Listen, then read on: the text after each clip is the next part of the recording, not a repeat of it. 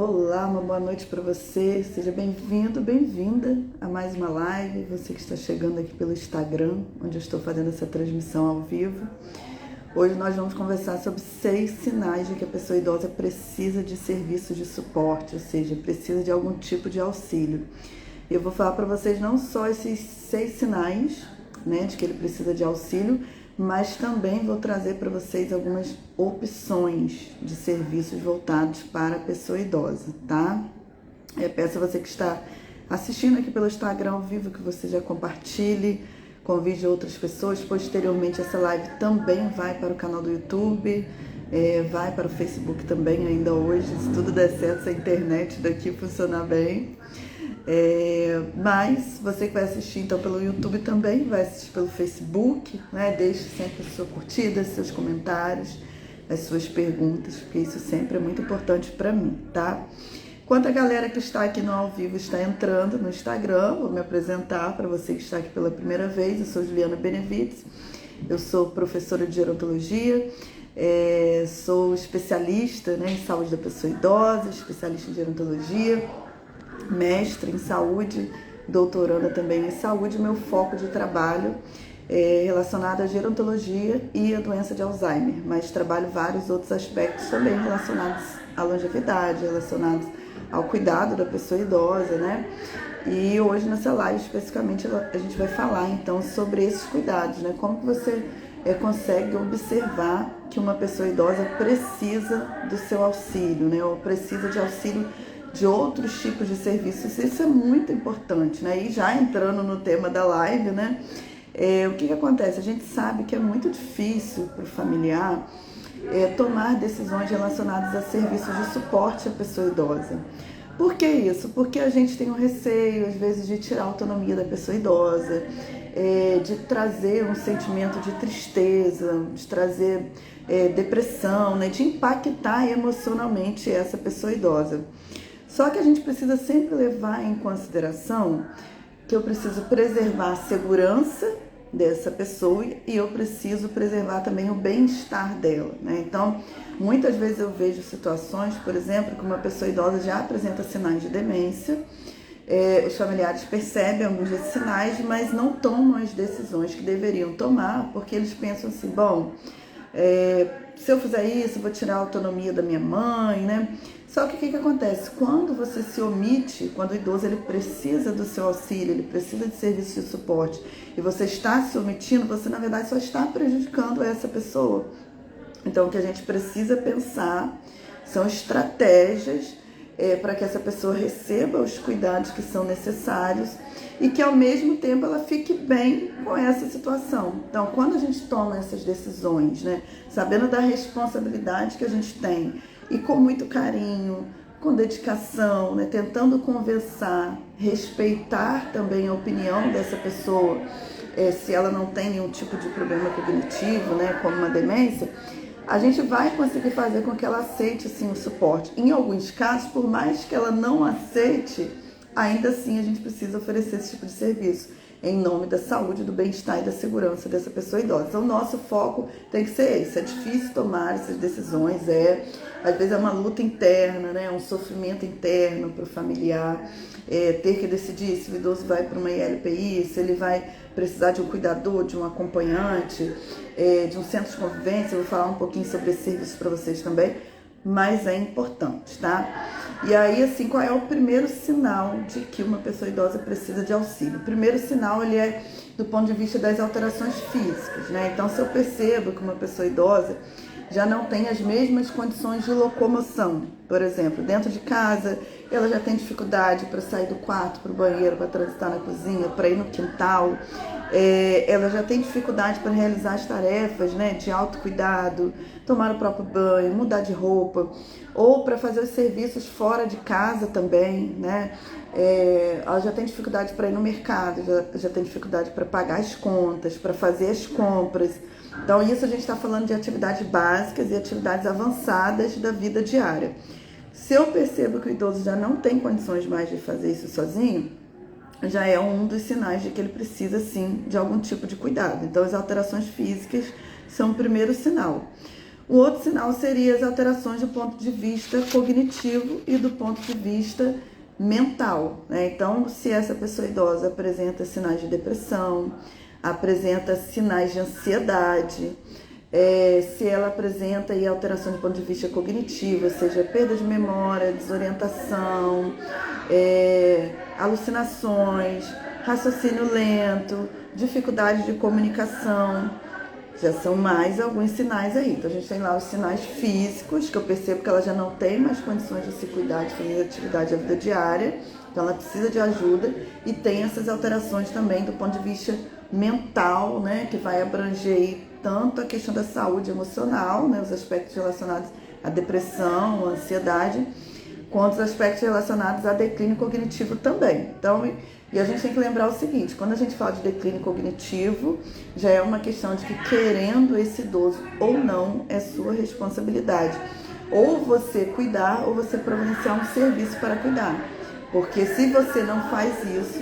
Aqui eu acho que tá muito barulho, né? Nem sei se tá ruim para vocês o áudio, mas é porque eu tô na UPA e o pessoal tá bem agitado ali atrás, nas enfermarias. Mas, enfim... É uma responsabilidade sua se alguém tem uma demência. Então, ele não tem, desse ponto de vista, não é a questão desse idoso querer ou não. É questão que é sua responsabilidade enquanto familiar cuidar ou arrumar alguém que vai cuidar dessa pessoa ou algum tipo de serviço. Até do ponto de vista legal, você que é filho, você que é familiar, você pode ser penalizado pela lei se você não conseguir realmente, se você não oferecer esse tipo de cuidado, tá?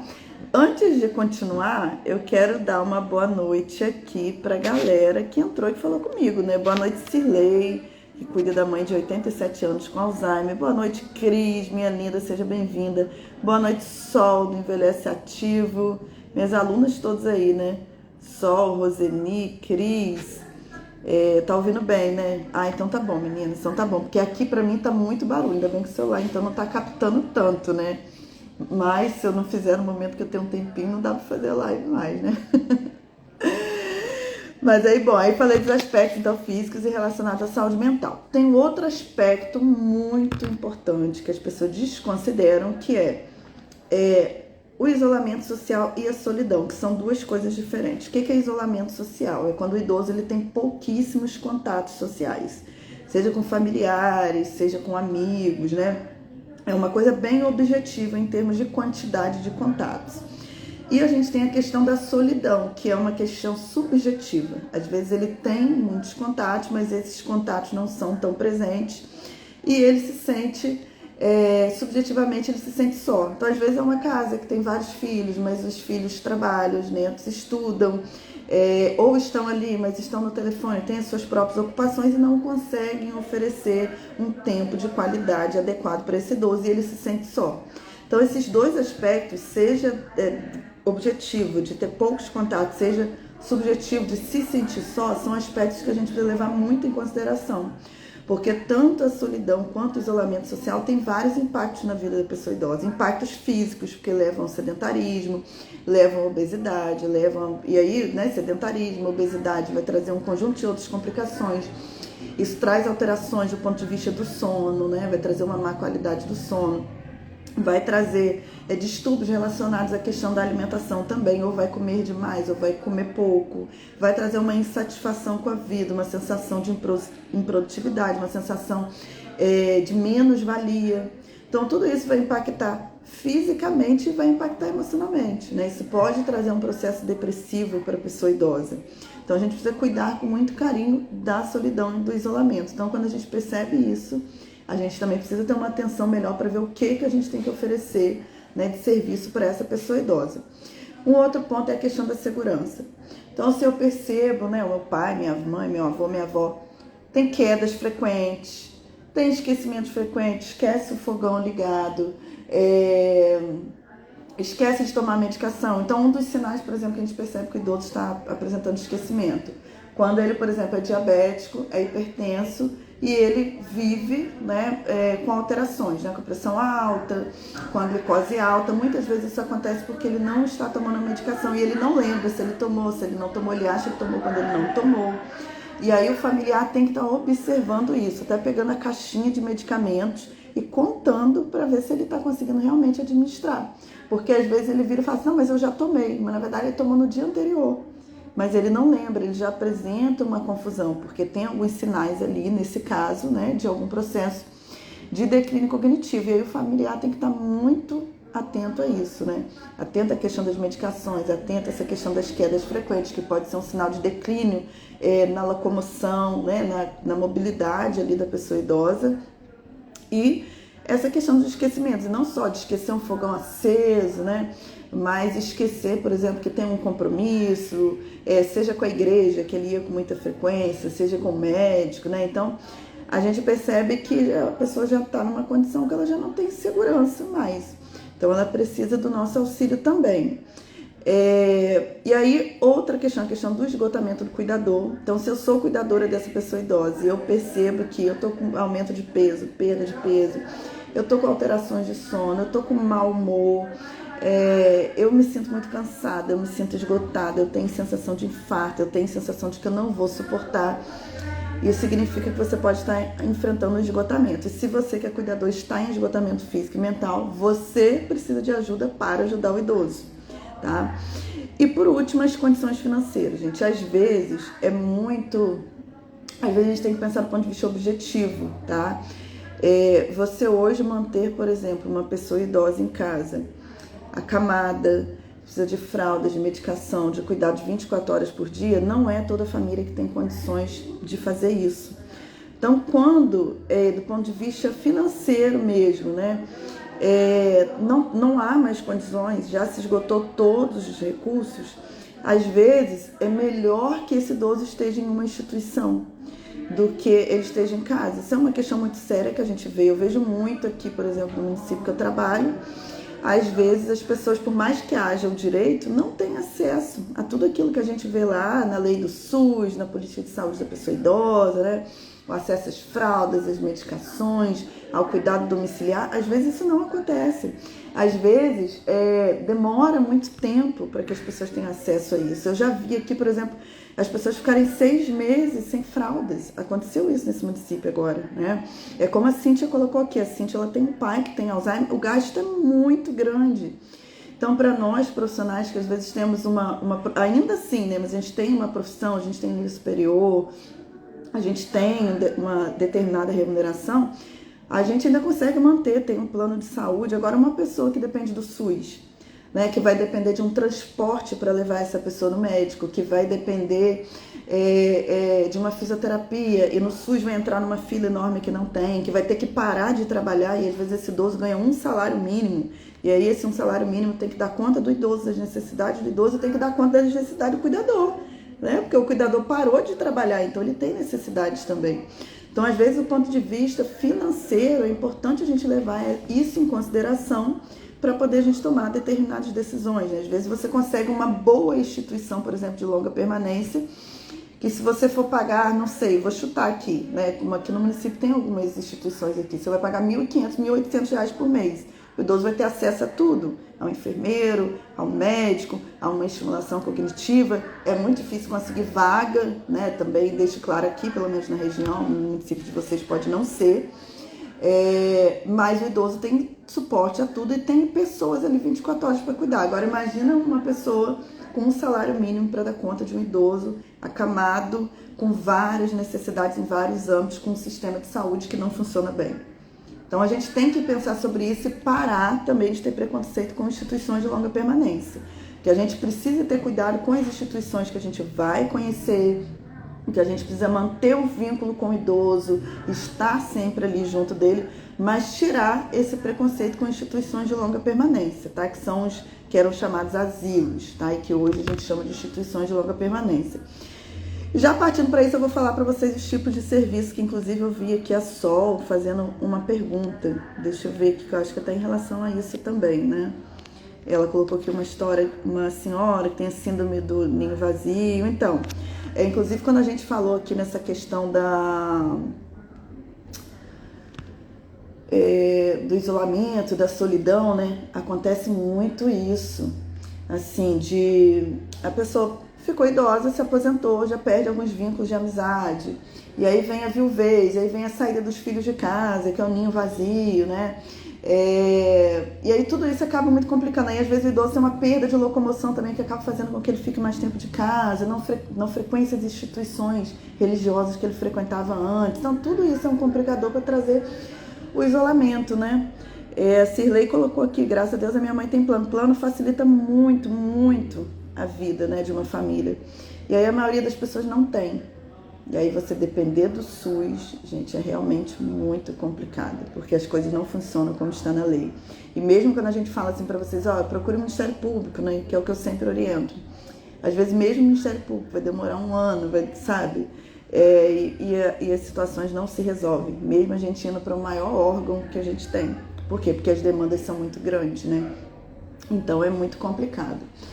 E aí eu vou falar sobre serviços e vou responder a pergunta da Sol, vou responder a pergunta do Jump aqui, né? Vamos lá. Quais são os tipos de serviços, as opções que a gente tem nessas situações, né? A modalidade de serviço que a gente vai contratar vai depender da necessidade do idoso. Então, por exemplo, você tem um idoso que precisa de cuidados com a higiene, que precisa de cuidados com a alimentação, que precisa de pessoas que façam serviços externos, como fazer compras, né? Como organizar a vida financeira dele. O idoso que precisa de companhia. Às vezes ele anda, se locomove, conversa, está bem cognitivamente, mas do ponto de vista mental ele não está legal.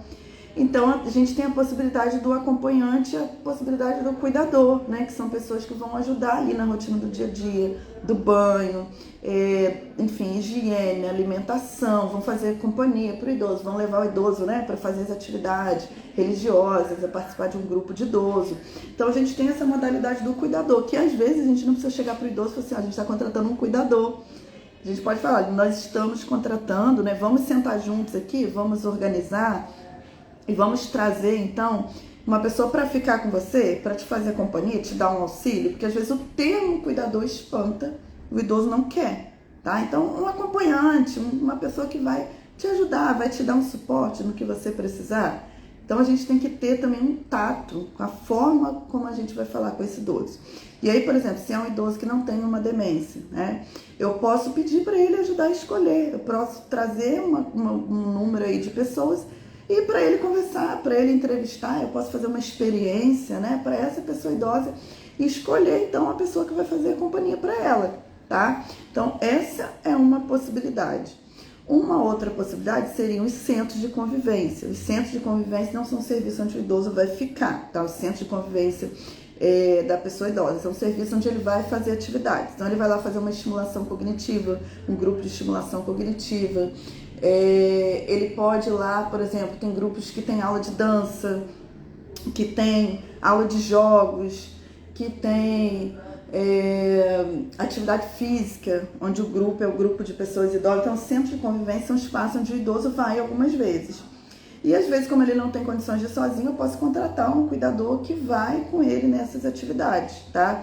Isso já vai trazer uma sociabilidade, né? Vai fazer com que ele conviva com mais pessoas, vai fazer com que ele se locomova mais, melhora a mobilidade, vai melhorar a saúde mental, vai estimular cognitivamente. Às vezes, mesmo que ele não faça uma estimulação cognitiva, que seja o foco seja esse, mas quando ele está fazendo uma atividade física, quando ele está envolvido com outras pessoas, ele está trabalhando a cognição também. Porque a cognição não é só jogo, não é só oficina de estimulação cognitiva, né? Você fazer exercícios físicos, você ampliar essa sociabilidade também estimula a sua cognição. Às vezes fazer novas línguas, né? As oficinas, como a Cirlei falou, são várias. Eu trabalhava num projeto que tinha 11, era um programa que tinha 11 projetos, né? 11 oficinas. A oficina de direito idoso, a oficina de memória, a oficina de dança livre, a oficina de alfabetização, a oficina de informática.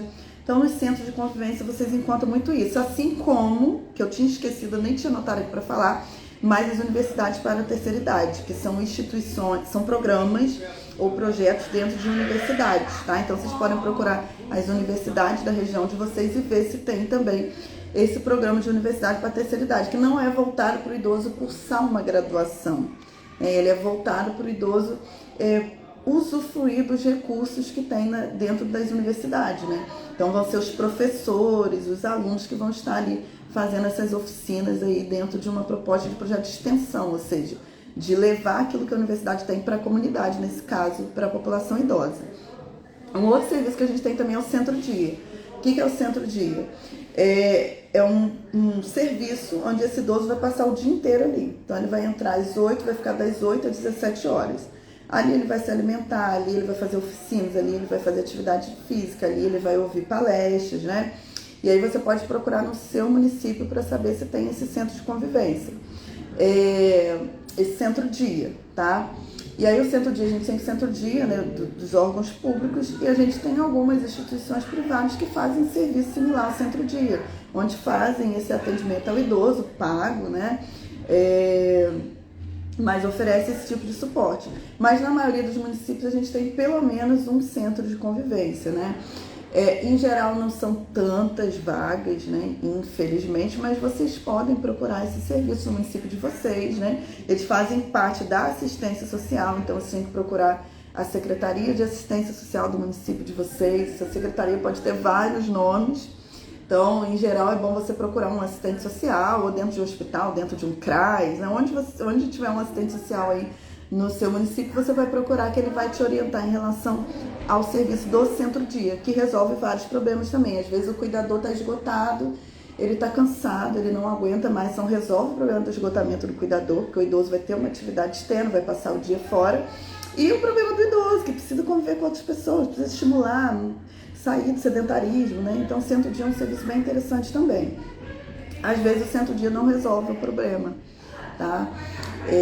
E aí a gente tem a possibilidade de uma instituição de longa permanência, que é uma instituição de longa permanência, onde o idoso vai fazer moradia nessa instituição, tá? E nas instituições de longa permanência tem toda uma legislação relacionada a isso. Eu tenho um vídeo no YouTube falando sobre isso também, vocês podem colocar lá no YouTube, Juliana Benevides e LPI, falando sobre a contratação desses serviços, falando sobre critérios, né, que essas instituições devem obedecer, relacionados também à questão de fiscalização, relacionados aos cuidados que você familiar tem que ter para contratar uma instituição de longa permanência, né? Então tem alguns vídeos meus no YouTube falando sobre isso, sobre instituições de longa permanência. E aí, como eu falei, a gente tem que tirar o preconceito e começar a pesquisar, começar a analisar, né? Ver as instituições que são próximas da nossa residência. E aí, chegou o papá, gente, chegou o papá. Vamos comer japa aqui hoje na UPA. Mas aí a gente tem que fazer isso, né? Pesquisar, ver se essas instituições estão registradas na prefeitura, né? Na Secretaria de Saúde, a Vigilância Sanitária, ela tem que fornecer essa autorização para essa instituição funcionar. Eu tenho que conhecer quais são os profissionais que trabalham lá, eu tenho que conversar com esses profissionais, eu tenho que chegar nessas instituições fora do horário de visita para conhecer como que funciona, porque às vezes tem instituições que mascaram, né? Você pensa que funciona de um jeito, se você chega lá de surpresa, a instituição funciona de outro. Então eu tenho que analisar tudo isso. Se eu analiso, se eu percebo que o idoso é bem cuidado lá, não tem por que eu não contratar um serviço desse se eu percebo que preciso, se eu percebo que eu estou esgotada, se eu percebo que do ponto de vista financeiro não está legal. O importante, gente, é que o idoso seja bem cuidado, que ele tenha bem-estar. E que a gente também esteja fiscalizando, porque não adianta colocar um idoso numa instituição como se fosse um depósito, que é isso que muitas famílias fazem, né?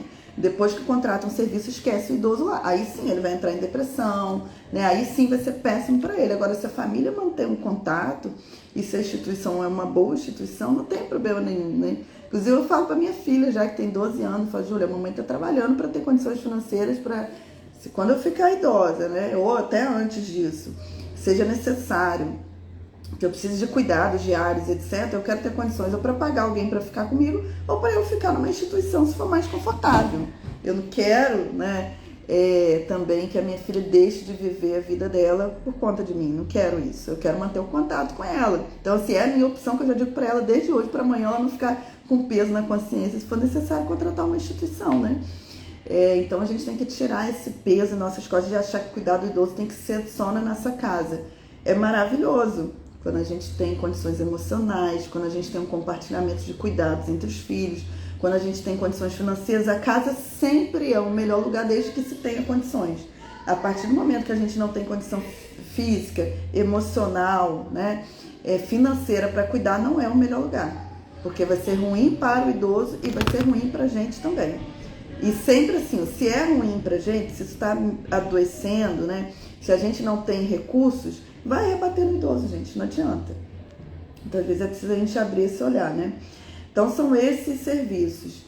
Esses 4 serviços são os 4 principais serviços que a gente tem para a população idosa. Agora, a Sol perguntou o que mais poderia fazer, né? Para essa idosa que está com a síndrome do ninho vazio. Tem muitas possibilidades, né, Sol? Você pode procurar alguns serviços fora, não precisa ser só você fazer a estimulação cognitiva com ela, fazer os jogos, né? Você pode convidá-la, por exemplo, para fazer um passeio, você pode levá-la no cinema, você pode levá-la no teatro, você pode levá-la em instituições religiosas que ela gosta, tudo isso é estimulação cognitiva. Você pode levá-la, não sei, num baile da terceira idade, você pode ajudá-la, por exemplo, a começar a cultivar plantas, a aprender como cultivar plantas. É um aprendizado que está estimulando cognitivamente também, né? Baixar os aplicativos aí, por exemplo, para aprender línguas. Também é uma forma. Ensinar para ela, por exemplo, como que ela utiliza redes sociais. Ensinar para ela como que ela utiliza um Word, como que ela utiliza um Excel. Mas assim, tente sempre fazer os jogos, fazer estimulação cognitiva, fazer tudo isso que eu tô falando, mas também sair um pouco de casa com essa pessoa. Propor uma atividade externa para ela. Porque tá enfrentando a síndrome do ninho vazio, os filhos se foram, não sei se é viúva, se não é, mas com certeza é aposentável, né? Tem poucos vínculos, então eu tenho que criar possibilidades dessa idosa conhecer outras pessoas, fazer outros contatos que sejam significativos, né? Fortalecer outros vínculos, ter amizades, entender que os filhos têm a própria vida deles, mas ela também pode ter outros contatos significativos que não são só os filhos, ela pode ter amigos, né? Então faz parte da estimulação cognitiva também a gente intensificar ou ajudar esse idoso a intensificar os laços sociais, tá? Sempre pense nisso. Eu fico muito vendo, principalmente na internet, tem umas propagandas assim, né? De estimulação cognitiva, como se a estimulação cognitiva fossem só os jogos, né? Os exercícios ali de estimulação cognitiva, e isso fosse resolver todos os problemas do idoso. O idoso pode fazer a estimulação cognitiva que for ali na oficina. Se ele não tem sociabilidade, ou seja, se ele não tem convivência social, se ele emocionalmente não está legal, está deprimido, ansioso, estressado, se ele não se alimenta bem, se ele não tem um propósito de vida para ele, você pode fazer a oficina que for, que ele continua com um forte risco de sofrer com demências, tá? Então, a estimulação cognitiva envolve muita coisa, você prevenir demência envolve muita coisa que não só uma oficina de memória. E eu vejo muito esse problema, sabe? E aí a gente não tem aquele cuidado, por exemplo, de orientar o idoso em relação à alimentação dele, de orientar o idoso em relação à atividade física, que a gente sabe, inclusive quem fez meus cursos da SOS Alzheimer, a Sol faz também, não pegou a última versão do curso, né, Sol? Que está bem mais completo do que você fez, mas a gente falou muito sobre isso também na época, né, Sol? Sobre atividade física. Os mecanismos fisiológicos, né, o que acontece fisiologicamente que faz com que a gente preserve a nossa capacidade cognitiva fazendo exercício físico. Tem alterações que acontecem no nosso cérebro quando a gente faz exercício físico. Tem alterações que acontecem no nosso cérebro quando a gente faz estimulação, quando a gente faz atividade física, quando a gente sociabiliza, né? A gente tem esses vínculos sociais, quando a gente tem relacionamentos amorosos, né? Então, assim, tem várias coisas que a gente faz para poder preservar a nossa cognição. Então, quando a gente faz essas oficinas, a gente tem que pensar tudo isso. A gente não pode ser só pontual, né? Então, hoje eu proponho um exercício aqui em casa, tal. Amanhã eu proponho que a gente vá ao teatro e eu converse sobre isso, né? Sobre a cena, o que aconteceu ali. Eu proponho um cinema como uma estimulação cognitiva. Eu proponho um passeio na praça, uma caminhada, tudo isso é estimulação cognitiva, tá? Isso sempre tem que ficar assim muito, muito claro que a gente tem que trabalhar essa integridade, né? A Sol colocou que não pegou a última versão, mas a versão que a Sol pegou do curso foi maravilhosa também, Sol, foi maravilhosa. Que agora a gente cresceu um pouco mais o curso, né? Mas a gente falou muito sobre isso, Também você tem o e-book, do curso também, né? Que a gente fala sobre atividade física, etc, cognição. Mas é isso. A Cris colocou, por isso sempre digo nas minhas sessões, socialização é um dos fatores protetores contra a demência. Muito, muito, né? Isso é muito importante você falar isso, Cris, porque assim, eu vejo idosos deprimidos fazendo oficina de estimulação cognitiva. Se você não resolve a depressão dele, que muitas vezes está relacionada justamente ao isolamento social e à solidão, você não evolui com a estimulação cognitiva. Não evolui, porque ou você meio que tenta tapar aqui e tá com um buraco ali, sabe assim? Porque a solidão, né, e o isolamento, eles vão fazer um buraco, uma telinha, Sol vai lembrar disso, né, Sol? A gente tem uma telha com pelo menos 38 fatores ali que podem trazer demência pra gente. Um desses fatores a gente pode colocar junto ali, isolamento e solidão. Então a gente furou a telha com esse fator. Aí você vem e faz a estimulação cognitiva, você tampa, fura, sabe assim? Então no final você não tem resultado nenhum. Então a gente tem que trabalhar assim essa questão de sociabilidade junto com as outras coisas e sempre falando com o idoso, olha, eu tô aqui fazendo oficina com você, mas você tem que fazer uma atividade física. Você tem que, né, vamos tentar interagir socialmente. O que você gosta? De ir na igreja, ir na praça, ir fazer uma dança? Vamos tentar ver aqui uma coisa que você gosta, que te movimente, que te faça estar em contato com outras pessoas. Então a gente sempre vai fazer isso, né? Sol colocou aqui que aprende muito comigo. Sol, gente, tá aí 4 anos comigo também, né? Sol, Cris, eu acho que tá uns 2 anos aí me acompanhando também. Tem uma galera aqui das antigas, né? Ah, esqueci de responder aqui, ó. Meu amigo que ele colocou assim: se não temos condições financeiras para cuidar em domicílio, como colocar em uma instituição? Então, a gente tem as instituições públicas, tá, gente? Inclusive, se a família não tem condições financeiras, não tem nenhum suporte público para cuidar do idoso na residência, a gente pode entrar no Ministério Público e solicitar uma intervenção para conseguir uma vaga em uma instituição de longa permanência pública. É difícil? Mas não é impossível. A gente tem vários casos aqui de sucesso. Às vezes você tem que demorar um pouco, vai demorar uns meses para você conseguir, mas você vai ter uma equipe de assistente social. Botamos a de frio aqui, que tá frio aqui, gente. Uma equipe de assistente social, de psicólogo, o próprio promotor público, né, que vai ver qual é a realidade da sua família, vai observar o esgotamento do cuidador, o esgotamento financeiro, as condições desse lar e vai ajudar vocês a conseguir uma vaga em uma instituição pública. As instituições públicas, a única coisa que elas cobram são, que elas podem ficar é 70% do pagamento, né? Na verdade, qualquer instituição só pode ficar com 70% do que o idoso recebe. Então, vamos supor que é um salário mínimo, né? Vai ficar lá os 70% com essa instituição. Mas só isso que vai ser cobrado, né? Na verdade, a instituição pública, o pagamento só não vai ficar com você, porque é a instituição que vai cuidar do idoso, né, gente? Então, vai ser uma pessoa dessa instituição que vai ser responsável por isso. Mas você não vai pagar nada mais do que isso, do que o limite dos 70% da remuneração com o idoso. Não significa que vai ser os 70%, mas que o teto é até 70%. Então, ainda que o idoso receba só um salário mínimo, se ele vai para uma instituição pública, não tem problema nenhum. A questão é que vocês precisam acessar esse serviço. Se há esgotamento físico, emocional, financeiro, é procurar o Ministério Público. Vocês podem ir direto ao Ministério Público, não precisa nem passar no Serviço Social. Vai direto ao Ministério Público, vai ter toda uma equipe que vai fazer um atendimento a vocês, tá? Mas tem essa possibilidade aí de serviços, né, de instituição de longa permanência pública. Eu tô me agasalhando, gente, porque aqui é muito frio. Pessoal, assim, hospitais, eu já tenho essa coisa de ser frio, né? Mas aqui é demais. E onde a gente faz o repouso, né, o descanso, eu acho que o pessoal, a gente bota nos 10 graus. Porque se eu trago 2 cobertores, às vezes eu não consigo descansar, porque eu sinto muito frio. Aí hoje eu vi com esse conjuntinho, que quem acompanha minhas histórias viu, que eu comprei semana passada, né?